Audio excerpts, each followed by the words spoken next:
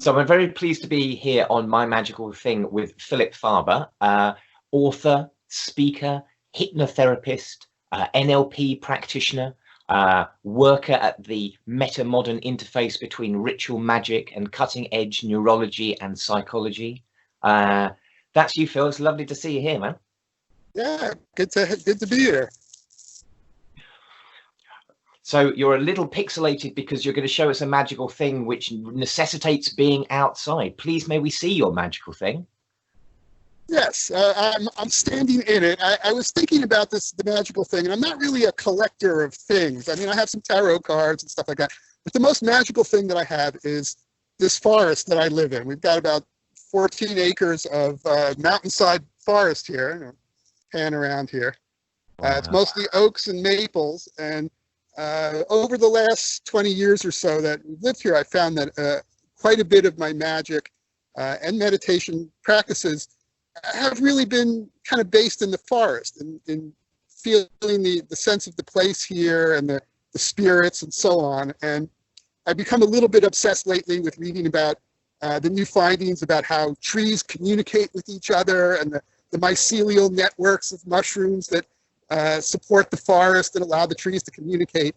And there is a real sense here that this is one kind of enormous entity, that all these trees are in harmony. And periodically during meditation and things like that, people, not just myself, but we get senses of like a forest spirit and like a sense of this place here. And it communicates to us.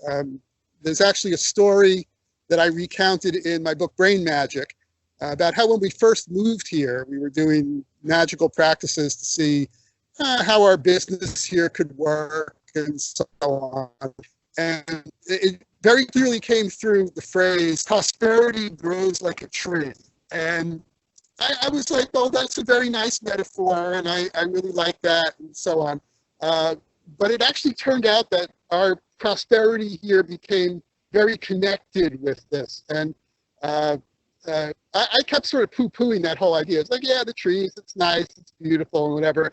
And then one day I ran into somebody who said, oh, I know that property. You've probably got about $10,000 in standing timber there that needs to be cut.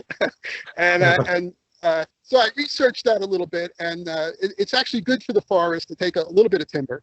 Helps the biodiversity and so on, and helps us make trails and so on. And so we did that. I paid our property taxes for a couple of years and so on. So it was more than just a metaphor. It was kind of literal. But mostly the practices, I'll come out here and I'll sit under a tree and meditate and just kind of absorb the spirit of it. It's not going to come through on my phone here, but there's a real sense of a three-dimensional sound here. There's birds and there's wind, and you hear it all around you, behind you, and to the side. It's extremely hypnotic and very relaxing and calming and so on. So it's a beautiful place to be. And again, most of my magic over the last 20 years has been connecting with this property. Phil, that's amazing. Thank you very much for sharing your information-rich natural habitat, the network and the living spirit that is your magical thing and your magical woodland. That's really appreciated, man. Yeah, the name of the place here is Hawk Ridge, because we do have hawks nesting here. I'm making a little too much noise to see some of the wildlife. They're all, but we do have, there's deer, there's bear that wander through here. Coyotes, all kinds of crazy things that we see. We have hawks and eagles, and it's quite amazing, actually.